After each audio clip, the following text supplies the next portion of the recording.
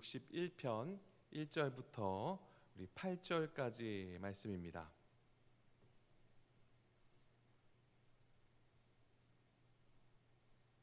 시편 61편 1절부터 8절까지 말씀 우리 한 절 한 절 교독으로 읽도록 하겠습니다. 하나님이여 나의 부르짖음을 들으시며 내 기도에 유의하소서. 내 마음이 약해질 때 땅끝에서부터 주께 부르짖으오니 나보다 높은 바위 위에 나를 인도하소서. 주는 나의 피난처시요 원수를 피하는 견고한 망대이심이니이다. 내가 영원히 주의 장막에 머물며 내가 주의 날개 아래로 피하리이다. 셀라. 주 하나님이여 주께서 나의 서원을 들으시고 주의 이름을 경외하는 자가 얻을 기업을 내게 주셨나이다. 주께서 왕에게 장수하게 하사 그의 나이가 여러 대에 미치게 하시리이다. 그가 영원히 하나님 앞에서 거주하리니 인자와 진리를 예비하사 그를 보호하소서. 그리하시면 내가 주의 이름을 영원히 찬양하며 매일 나의 서원을 이행하리이다. 아멘. 오늘 본문을 가지고 삶의 암초를 만났을 때라는 제목으로 함께 우리가 은혜를 나누고자 합니다. 많은 사람들이 자신을 가리켜 인생을 항해하는 배라고 묘사하곤 합니다. 그렇게 인생의 바다에서 항해하는 배처럼 살다 보면 뜻하지 않게 숨은 또 암초들을 만나곤 하죠. 여러분, 암초가 무엇입니까? 수면 위로 돌출된 암석이나 산호초를 말합니다. 이렇게 크고 작은 암초들로 인해서 우리 삶 가운데 여러 가지 문제들을 만나게 되는 것입니다. 뜻하지 않은 가정의 아픔과 건강의 아픔, 경제적인 아픔, 관계적인 아픔 등은 우리 앞길에 숨은 암초가 되어서 우리들을 육적으로나 심적으로 고통스럽게 만든다는 것이죠. 오늘 우리가 읽은 시편 61편은 인생의 크고 작은 문제들과 어려움을 경험하여 그 아픔 가운데 있는 다윗이라는 시인의 고백을 우리가 들을 수가 있습니다. 오늘 본문 2절 다시 한번 읽어보도록 하겠습니다. 내 마음이 약해질 때 땅끝에서부터 주께 부르짖으오니 나보다 높은 바위에 나를 인도하소서. 아멘. 오늘 본문의 인생의 암초를 경험한 다윗의 뼈아픈 마음을 이렇게 표현합니다. 내 마음이 약해질 때에. 자신의 마음이 힘을 잃고 눌려 있다고 고백하고 있어요. 위로부터 무거운 것이 떨어져서 자신을 짓누르는 것 같은 마음의 표현이라는 것이죠. 심지어 자기가 서 있는 자리가 땅끝이고 더 이상 갈 수도 없고 내디딜 수도 없으며 어디로 갈지 모르는 마지막 막다른 길, 그 자리. 오늘 자신의 심정이 바로 그 자리라고 다윗이 고백합니다. 공동 번역 성경은 본문 2절을 더욱더 잘 표현하고 있습니다. 우리 같이 읽어보도록 하겠습니다. 심장이 멎을 듯 다급하지만 이 땅 끝에서 내가 당신을 부릅니다. 아멘. 심장이 멎을 듯 다급하다고 자신의 마음을 표현하고 있습니다. 여러분, 혹시라도 이 자리 가운데 오늘 다윗과 같은 마음을 경험하신 적은 없으십니까? 너무 큰 일을 겪어서 마음이 약해져서 땅끝 같은 자리에 서 있은 적은 없으십니까? 나만 홀로 외로워 있는 것 같은 그 자리에 마음의 중심을 잃고 약해져서 무언가의 심한 압박감을 느끼는 절박한 상황을 경험해 보신 적은 없으십니까? 누구보다 성공한 인생을 살아보려고 열심히 목적지를 향해 키를 움직이고 항해를 하는 것 같은데 내가 뜻하지 않고 원하지 않았던 자리로 갈 때가 있습니다. 그래서 내가 탄 그 선체가 뜻하지 않은 문제를 만나서 위기의 순간에 빠질 때도 있고 내 심장이 멎을 듯 더 이상 뛸 수 없을 것 같은 그런 마음의 고통을 겪을 때도 있다는 것이죠. 각자의 시기가 문제이지 누구나 이러한 문제를 겪게 된다는 겁니다. 여러분, 혹시 처음으로 하나님께 간절히 기도했던 기억이 언제이십니까? 저는 모태의 신앙이지만 제가 간절히 기도했던 첫 기도는 아마 중학교 1학년 때 정도였을 것 같습니다. 보통 그 나이 때 아이들을 기도할 때 시험 잘 보게 해주세요. 갖고 싶은 물건 꼭 갖게 해주세요. 뭐 맛있는 것 많이 먹게 해주세요. 뭐 이런 보통 이런 기도를 하죠. 그래서 저는 어떤 기도를 했냐면, 하나님, 당신이 진짜 살아계시다면 제 목숨을 좀 걷어가 주세요. 저 좀 죽게 해주세요. 앞으로 이렇게 살 거면 저 살고 싶지 않습니다. 제가 중2병이라서 그런 것이 아니라 그 어린 나이에 이런 기도가 나올 정도로 가정에 아픈 그런 사건이 있었던 것이죠. 한순간만 마음만 잘못 먹었으면 스스로 목숨을 버릴 정도의 벼랑 끝에 서 있었던 것이었습니다. 이때 하나님께서 이런 제 간절한 기도를 들어주셨을까요? 들어주셨다면 제가 이 자리에 없었겠죠. 그래서 오늘 다윗이 고백한 것처럼 땅끝, 하나님의 손길이 미치지 않는 곳, 더 이상 하나님의 살아계심을 느낄 수 없는 그곳, 하나님이 과연 나를 사랑하실까? 아니 존재하시기는 한 걸까? 라는 의구심이 드는 그 자리, 바로 그 자리를 오늘 시편을 통하여 다윗이 그 위기의 순간들을 넘어가는 모습들을 보여주고 있습니다. 지금 혹시라도 암초를 만났거나 앞으로 만나게 된다면 오늘 말씀을 잘 기억하셔서 힘을 얻고 소망을 얻으시기를 바랍니다. 여러분, 우리가 생각지도 못한 인생의 암초를 어떻게 하면 우리가 이겨낼 수 있을까요? 우리가 잊지 말아야 할 것은, 근본적인 문제는 암초를 제거하는 것에 있지 않습니다. 정말 힘겹게 문제라는 암초를 하나 제거했다면 또 다른 인생의 바닷길에서 크고 작은 다른 암초들이 우리를 기다리고 있다는 거예요. 여러분, 암초를 제거하는 것이 궁극적인 방법이 아니라, 우리 인생이 항해라고 한다면 암초를 제거하거나 피하기 위해서 고심할 것이 아니라 하나님께서 그 문제의 암초를 덮어버릴 수 있는 큰 은혜의 물결을 일으켜 주시기를 기대하는 것입니다. 마치 물이 바다를 덮음 같이 하나님의 큰 은혜의 물결이 그 문제의 암초를 덮어버릴 때 우리는 그 수면 위로 유유히 항해해 가면 된다는 것이죠. 내 인생의 배전을 순간순간 그 암초를 어떻게 비켜나갈까, 내 생각과 지식과 경험으로 머리를 싸맬 것이 아니라 하나님께서 내 인생의 암초를 넘을 수 있는 은혜의 물결을 일으켜 주시기를 간구해야 한다는 것입니다. 다윗은 그것을 알았어요. 자신에게 다가온 그 암초들을 어떻게 넘을 수 있을까 고민하고 다른 사람의 조언을 찾은 것이 아니었습니다. 그는 그것을 붙들고 스스로 제거하려고 애쓰지도 않았다는 겁니다. 다른 특별한 방법을 강구하지 않았다는 거예요. 그저 하나님의 거대한 은혜의 물결이 내 인생의 암초를 뛰어넘을 수 있게 한다는 사실을 그는 믿고 있었다는 것입니다. 그래서 그는 여러 가지 문제를 만났을 때 어떻게 반응합니까? 내 영혼이 잠잠히 주를 바라봅니다. 주가 일하십니다. 주만이 내 반석 요새 건지시는 분이십니다. 내가 요동치 않겠습니다 라고 시편에 수없이 고백하고 있는 것이죠. 결국 하나님의 도우심, 즉 은혜의 물결이 아니고서는 수많은 문제들을 해결할 수 없음을 삶의 처절한 문제들을 통해 절실히 깨달아 알고 있었던 것입니다. 우리도 다윗과 같이 뜻하지 않은 사건 앞에서 우리가 주저앉은 그때에 하나님의 큰 은혜의 물결이 우리 모든 문제를 덮어버리기를 소원합니다. 그렇다면 우리가 하나님의 은혜의 물결을 경험하기 위해서 오늘 다윗의 어떠한 모습으로 하나님 앞에 나아갔는지 우리가 함께 알아가기를 원합니다. 오늘 본문을 통해서 세 가지를 함께 나누어 볼 수가 있습니다. 물이 바다 덮음 같은 은혜의 물결을 경험하기 위해서는 첫째로 아플 때 아프다고 하나님께 고백해야 한다는 것입니다. 오늘 다윗은 시편 61편을 이렇게 시작합니다. 우리 1절을 같이 읽겠습니다. 하나님이여 나의 부르짖음을 들으시며 내 기도에 유의하소서. 아멘. 두란노 출판소에서 번역한 성경에는 부르짖음 앞에 울부짖음이란 단어를 추가했다고 합니다. 이 상황 가운데 다윗은 울부짖으며 부르짖고 있다는 것이죠. 그 울부짖음이 바로 나의 기도가 되었다고 말합니다. 그렇습니다. 우리가 고통의 자리에 직면했을 때 가장 먼저 하나님께 부르짖으며 하나님을 바라보는 것입니다. 그리고 그 앞에 나와서 기도하는 거예요. 그런데 땅끝에 있는 자리, 심장이 멎을 듯한 그 자리에서 여러분 정말 기도가 나오던가요?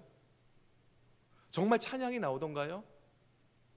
정답을 알고 있는 우리들 자신도 그 기도와 찬양이 잘 되지 않는다는 것을 누구보다 잘 알고 있을 것입니다.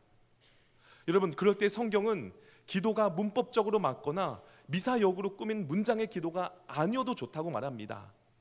천상 유수와 같은 언어가 아니어도 좋다고 말해요. 긴 시간을 필요로 하는 기도가 아니어도 좋다고 말합니다.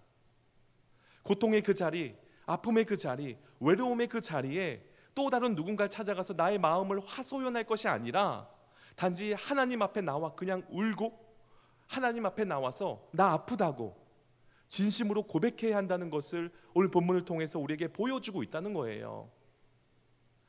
우리는 내 처한 상황이나 내가 힘들어하는 것을 남들에게 잘 보이려 하지 않습니다. 안 아픈 척, 안 슬픈 척, 괜찮은 척을 하며 가면을 쓰고 있는 우리들의 모습이라는 것이죠. 여러분, 혹시 그 예쁘게 차려입고 길을 가다가 그 사람이 많은 로터리에서 미끄러져서 발라당 넘어져 보신 경험 있으십니까? 그 순간 어때요? 아프다는 생각이 먼저 듭니까? 창피하다는 생각이 먼저 듭니까? 네, 신기하게도 아프지 않아요. 아파도 꾹 참고 하나도 안 아픈 척 벌떡 일어나서 가던 길을 가죠. 그런데 무릎에선 피가 줄줄 흐르고 있는데 말입니다. 아픈 것보다 다른 사람의 이목을 더 신경 쓰고 있는 것이고 자존심 상하는 일이라고 생각한다는 겁니다. 제가 오래전에 아내와 함께 탁구장에 탁구를 치러 간 적이 있습니다. 그런데 탁구를 치고 있는데 공이 제 뒤쪽으로 튀어나간 거예요. 거기는 공 나가지 말라고 이렇게 바리게이트를 한 무릎 높이 정도 쳐둔 것이 있었거든요. 그래서 저는 그 바리게이트를 돌아가면 시간이 걸리니까 멋지게 점프를 해서 공을 주우려고 했습니다. 그런데 예전에 비해서 제가 살이 많이 쪘는지 점프가 좀 낮게 되더라고요. 결국 그 바리게이트에 발이 걸려서 그 자리에서 꼬꾸라져 대자로 뻗었습니다. 주위 사람들이 쾅 하는 소리를 듣고 제 주위로 몰려드는 거예요. 저는 그때 너무 아팠는데 그 자리에서 툭툭 털며 일어나면서 여기 좀 미끄럽네, 저 괜찮아요, 저 안 다쳤어요 라고 말했어요. 속으로는 정말 울고 싶을 정도로 아팠고 저와 부딪힌 그 쇠로 된 바리게이트는 두 동강이가 났는데 제 표정은 웃고 있더라고요. 그리고 아무렇지도 않다는 것을 증명하기 위해서 이를 악물며 계속 탁구를 쳤습니다. 집에 가서 보니까 이 양쪽 정강이에 피멍이 들었고 며칠간 제대로 걷지도 못할 정도가 된 것이죠. 여러분, 제가 왜 그때 아무렇지도 않게 그냥 일어났을까요? 그리고 왜 하나도 안 아픈 척 했을까요? 물론 창피한 것도 있었지만 그보다 다른 사람들이 저를 불쌍하게 쳐다보고 측은한 눈빛으로 바라보는 그 시선이 싫었던 겁니다. 되게 자존심이 상했던 거예요. 우리도 때로는 내 문제를 오픈한다는 것을 굉장히 수치스럽게 생각할 때가 있습니다. 자존심 상한다고 생각할 때가 있다는 거예요. 속은 골물대로 골맞는데 겉으로는 행복한 척, 아무 문제 없는 척할 때가 있다는 것입니다. 그러나 우리가 잊지 말아야 할 것은 하나님의 은혜의 물결을 경험하기 위한 그 시작은 바로 아플 땐 아프다고 고백하는 데부터 시작한다는 것입니다. 저는 인간관계에 있어서 가족이나 지인과의 관계에 있어서도 마찬가지라고 생각합니다. 상대방에게 내가 마음 상했는데 상대방이 기분 나쁠까 봐 아닌 척하고 계속 넘기다 보면 그 상처와 스트레스가 쌓이게 되는 것이죠. 그래서 나중에 더 크게 폭발하는 겁니다. 그러면 상대방이 그렇게 화를 내는 것에 대해서 더욱더 이해하지 못하게 되는 겁니다. 이 사람 변했네? 우리 엄마 왜 그래? 갱년기인가? 라고 생각한다는 거예요. 그런데 내가 상처받거나 아픈 부분을 숨기는 것이 아니라 그때그때 상대방과 대화하며 풀어간다면 서로가 서로를 더 깊이 이해하게 되는 것이고 서로 배려하게 되면서 관계가 더 깊어지게 되는 겁니다. 여러분, 하나님 앞에서도 마찬가지입니다. 하나님 앞에서 강한 척, 혼자 할 수 있는 척, 안 외롭고 안 슬픈 척 하지 마시고 또 자존심 세우지 마시고 아플 때 아프다고 하나님 앞에 고백하시기를 바랍니다. 중요한 것은 다른 사람에게 내 문제를 고백할 것이 아니라 그 전에 먼저 하나님 앞에 내 문제를 숨김없이 고백해야만 한다는 것입니다. 그것이 바로 하나님께서 만지시고 일으키시는 역사의 시작임을 잊지 마시기를 바랍니다. 오늘 시편 61편을 연구한 학자들은 오늘 본문이 그의 아들 압살롬의 반역의 때에 기록한 시라고 대부분 해석합니다. 압살롬은 다윗의 셋째 아들이죠. 다윗의 아들이 자기의 왕자를 차지하려고 해서 두려운 나머지 그는 예루살렘 동편에 있는 마하나임이라는 땅으로 피신합니다. 자신이 사랑하는 아들 압살롬이 자신이 통치하던 예루살렘을 정복하고 이스라엘의 대부분의 땅을 점령하기 시작했습니다. 심지어 자신이 피신해 와 있는 그 마하나임 땅 바로 앞까지 총공세를 하여서 자신을 죽이려고 한다는 그 소식을 들었을 때 다윗은 오늘 시편 61편을 기록한 것으로 보입니다. 다윗은 젊었을 때도 십수년을 사울의 칼을 피해 도망 다녔던 인생 아닙니까? 이제는 자신의 아들 압살롬의 반역을 피해서 도망 다녀야 했던 신세가 된 겁니다. 여러분, 그야말로 정말 비극적인 인생 아닙니까? 그러나 저 여러분들이 다윗 하면 떠오르는 이미지가 어떻습니까?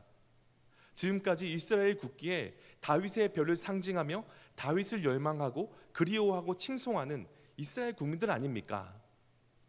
친히 하나님께서 내 마음에 합한 자라고 그렇게 높여주신 자가 아니었습니까? 인생의 대부분을 고통 가운데 살 수밖에 없던 그가 그럼에도 불구하고 하나님 앞에서 그리고 사람 앞에서 인정받는 삶을 살 수 있었던 그 힘은 어디로부터 왔습니까? 그것은 그의 인생의 모든 시작은 하나님을 향한 눈물의 고백에 있었다는 것입니다. 그는 아주 작은 문제라도 하나님 앞에 나와 기도로 눈물로 기도하였다는 것이죠. 여러분, 하나님은 어려움 중에 주를 바랄 때 그의 작은 신음에도 응답하시는 좋으신 하나님이라는 것을 믿으시기를 바랍니다. 성경이 우리에게 보여주는 고난 중에 반응해야 할 그 첫 번째 답입니다. 아플 땐 아프다고 하나님 앞에 고백하시기를 바랍니다. 두 번째로 다윗은 지난날 나와 함께 하셨던 은혜를 기억했다는 것입니다. 다윗은 그 땅끝자리, 그 절망의 자리를 어떻게 이겨냈습니까? 그는 하나님을 향하여 부르짖으며 자신의 아픔을 고백하는 것으로 그치지 않았습니다. 그가 그 고통 중에 있을 때 더 이상 그 고통에 얽매인 것이 아니고 그는 과거에 하나님이 내 삶 가운데 찾아오셨던 일들을 기억하기 시작합니다. 그리고 하나님을 향하여서 내 인생의 잘못된 항로를 옮기기 시작했다는 거예요. 여러분, 우리 앞에 갑자기 큰 문제가 닥치면 우리는 좌절하고 절망합니다. 왜 하필 나에게 이런 일이 생겼는가 한탄하기도 해요. 그 문제가 너무 커서 지난날 하나님께서 내게 베푸신 은혜와 기적들은 다 잊어버린다는 겁니다. 이스라엘 백성들이 광야 생활할 때의 모습은 어떻습니까? 10가지 재앙을 통해 하나님의 능력을 직접 눈으로 봤고 불기둥과 구름기둥 그리고 홍해가 갈라지는 것을 직접 체험했어도 불구하고 자신들 앞에 닥쳐온 그 현실적인 문제 앞에서 하나님을 원망했고 좌절했던 모습 아닙니까? 오늘 다윗은 그 문제 가운데 자신의 모습 가운데 절망했었지만 거기서 그친 것이 아니라 자신의 힘듦을 고백한 후에 그는 지난날 하나님께서 자신에게 베푸신 은혜를 기억하고 감사하고 있다는 것입니다. 지금 내 문제 또한 하나님께서 해결해 주실 것을 믿는 굳건한 믿음을 가졌다는 사실입니다. 다 같이 오늘 본문 3절 말씀 읽도록 하겠습니다.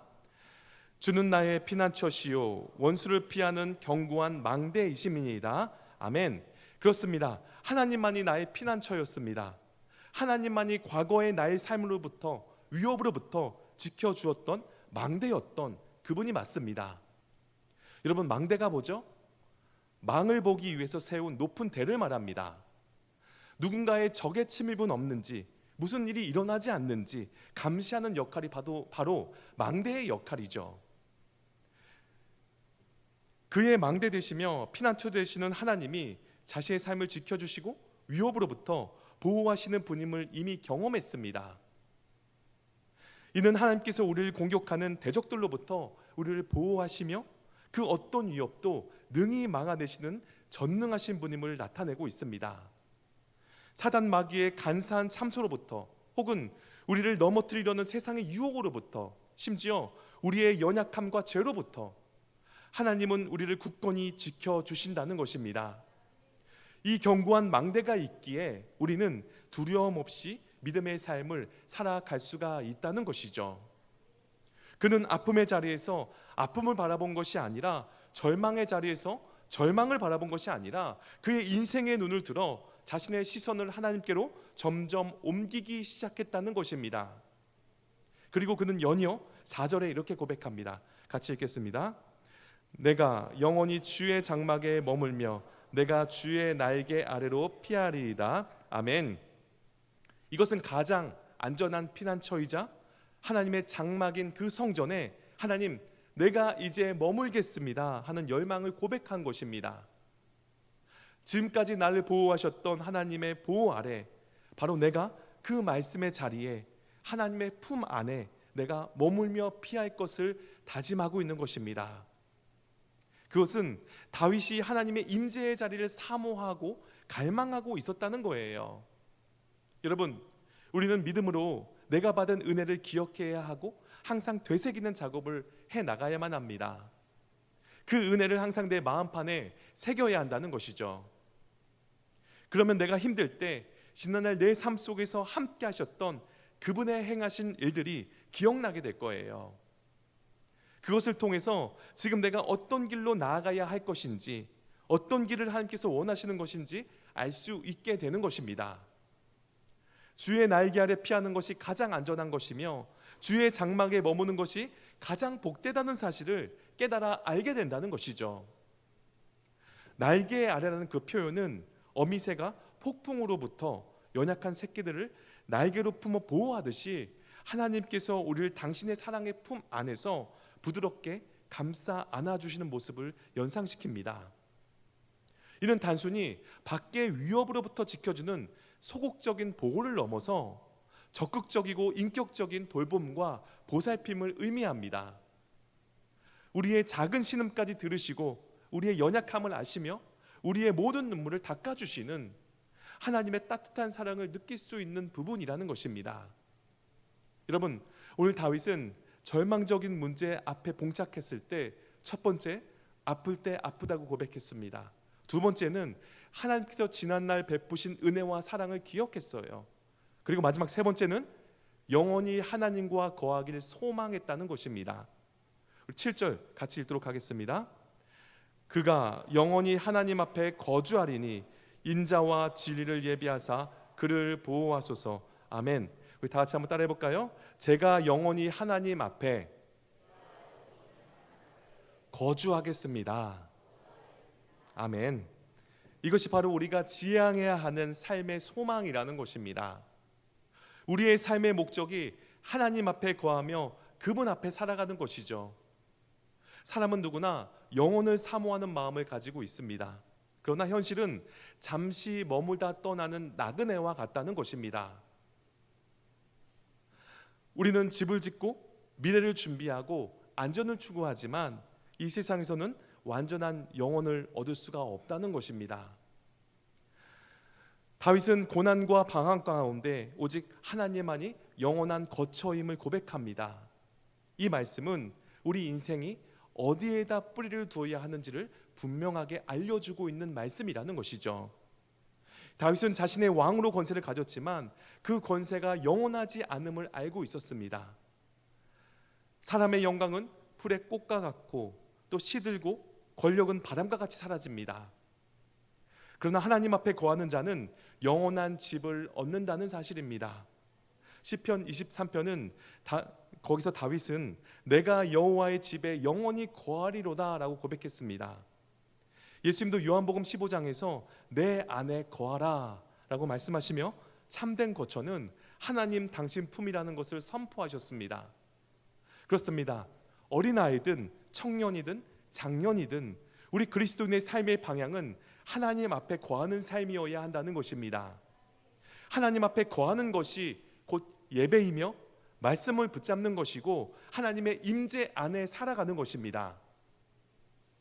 하나님 앞에 거하는 자는 그분의 인자와 진리로 보호받아 그 어떤 세력도 침략할 수 없는 평안과 안전을 보장받는 것이죠. 다윗은 수많은 전쟁을 치르고 배신과 도망의 삶을 살았지만 결국 하나님의 보호하심 속에 왕위가 바로 세워졌습니다. 바울은 갇힘과 핍박 속에서도 하나님의 사랑 안에서 우리를 끊을 수 없다라고 그는 고백했습니다. 하나님의 백성은 환난 중에도 보호받고 죽음을 넘어 영원한 집에 들어가게 된다는 것이죠. 이것이 바로 성도의 소망이며 우리가 붙잡아야 할 진리라는 것입니다.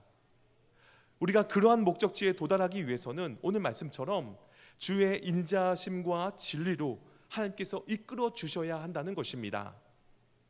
여러분, 우리가 영원히 하나님 앞에 거한다는 것은 단순히 현재의 평안만을 의미하지 않습니다. 그것은 영원한 생명과 하나님 나라를 소망하는 것입니다. 이 땅에서의 삶이 아무리 고달프고 힘들어도 우리에게 영원히 주님과 함께할 약속이 있다는 것입니다. 요한계시록 21장 3절 말씀 다 같이 읽겠습니다. 보라, 하나님의 장막이 사람들과 함께 있음에 하나님이 그들과 함께 계시리니 그들은 하나님의 백성이 되고 하나님은 친히 그들과 함께 계셔서 아멘. 그렇습니다. 하나님과의 영원한 동행은 우리에게 흔들리지 않는 소망을 줍니다. 우리는 이 땅에서의 삶에 일희일비하지 않고 영원한 가치를 추구하며 살아갈 수 있습니다. 이 소망이야말로 우리를 낙심하지 않게 하고 끝까지 믿음의 경주를 완주케 하는 강력한 힘이 된다는 것이죠. 매일매일 말씀과 기도로 하나님 앞에 나아가는 것이 바로 하나님 앞에 거하는 삶의 실제적인 모습임을 기억하시기를 바랍니다. 우리의 삶의 참된 피난처는 오직 하나님의 임재 안에 있습니다. 그분 안에 거할 때 우리는 진정한 평안과 영원한 소망을 얻습니다. 그리고 하나님은 인자와 진리로 가득한 분이셔서 변치 않는 사랑으로 우리를 붙드시고 신실한 약속으로 우리를 안전하게 지키시고 보존하신다는 것입니다. 여러분, 하나님과의 영원히 거하는 삶을 꿈꾸시기를 바랍니다. 그분의 인자하심과 진리로 우리를 이끌어 달라고 항상 기도하시기를 바라요. 그리고 오늘 마지막 8절 말씀처럼 주의 이름을 영원히 찬양하며 매일 나의 소원을 하나님께 드리는 삶이 되시기를 바랍니다. 그러면 우리의 삶이 지금은 절망의 자리라 할지라도 우울하고 아픈 자리라 할지라도 다시 일어날 수 있는 힘을 주시고 은혜의 큰 물결로 우리를 더 좋은 길로 인도하시리라 믿습니다. 말씀 맺겠습니다. 오늘 다윗은 땅끝과 같은 마음이 찢어지는 아픔의 자리에 마주하게 됩니다. 그 상황 속에서 그 아픔 중에 하나님 앞에 나 아프다고 고백했습니다. 한참 고백하다 보니 내가 고백하는 하나님이 누구인지 그는 깨닫게 됩니다. 그리고 나의 지난날의 피난처 되시고 견고한 망대이심을 기억하게 되죠. 맞아, 지난날에 나를 보호하시고 구원해 주신 피난처 되신 바로 하나님이셨지. 그리고 그 하나님 앞에 그의 틀어진 시선을 조금씩 움직이기 시작했다는 겁니다. 삶의 방향을 찾기 시작하면서 믿음으로 하나님을 바라보게 되었다는 겁니다. 하나님을 소망하며 바라보게 되니까 이제 자신에게 주어진 암초 같은 상황 속에도 승리할 수밖에 없는 이유들을 깨닫기 시작합니다. 내가 살아가야 하는 그 이유, 오늘 어려운 삶이라도 포기하지 말아야 할 그 이유를, 오늘 무너진 가정을 바라보며 가정을 버리지 말아야 할 그 이유와 땅끝 같은 절망의 자리라도 하나님을 바라봐야 하는 그 이유, 나에게 상처 주는 사람들, 눈물 나게 하는 사람들을 돌봐야 하고 덮어야 하는 그 이유, 이 모든 이유의 답을 물이 바다 덮음 같은 그 상황 가운데 그 암초 같은 요소들을 덮어버릴 은혜의 큰 물결을 통해 승리케 된다는 것을 그는 깨닫게 된 것입니다. 무슨 말입니까? 암초를 덮어버리는 하나님의 은혜의 물결이라면 문제는 더 이상 문제가 될 수 없다는 것입니다. 오늘날 우리는 비록 주변 환경의 압박으로 포기하고 싶을 때, 그만두고 싶을 때도 있지만 주께서 나를 이 자리까지 인도하심에는 분명한 하나님의 뜻이 있지 않겠습니까? 슬픔 많은 가정이 있을 수도 있습니다. 미래에 대한 불안감이 가득할 수도 있어요. 경제적인 문제, 건강의 문제, 관계적인 문제가 있을 수도 있습니다. 그러나 이러한 모든 문제들을 뛰어넘을 수 있는 은혜의 물결을 경험한다면, 즉 그분의 도우심을 경험한다면 우리 삶에 놀라운 변화가 일어나게 된다는 것이죠. 우리는 왜 삶의 암초들을 만나면, 아픔을 만나면 혼자 고민하고 자신의 힘으로 해결하려고 애쓰는 것일까요? 왜 암초들 때문에 이리 피할까 저리 피할까 고민하고 날마다 그 짐을 짊어지려고만 하는 것일까요? 여러분, 주님의 은혜의 물결이 넘친다면 그때그때 우리 삶의 암초들을 모두 뛰어넘을 수 있다는 것입니다. 오늘 말씀의 다윗처럼 우리의 연약한 부분 더 이상 숨기지 마시고 강한 척 하지 마시고 아프면 아프다고 다른 사람이 아니라 하나님 앞에 고백하시기를 바랍니다. 그것이 하나님의 치유와 회복의 시작입니다. 그리고 지난날 나와 함께 하셨던 그 크신 하나님의 은혜를 기억하시기를 바랍니다. 그 가운데 틀어진 우리의 방향이 하나님께 맞춰지게 되는 것입니다. 그리고 영원히 하나님 앞에 거하겠다는 소망을 품고 나아가는 겁니다. 이 과정을 통하여서 홍수와도 같은 하나님의 은혜의 물결이 넘쳐나리라 믿습니다. 오늘도 어려울수록 하나님 앞에 무릎으로 나아감으로써 우리의 아픔과 문제와 어려움이 해결받아 주의 이름을 영원히 찬양하며 매일 나의 소원을 드리는 복된 우리의 삶이 되기를 주님의 이름으로 축원드립니다. 이제 우리 같이 찬양하신 후에 함께 기도하도록 하겠습니다.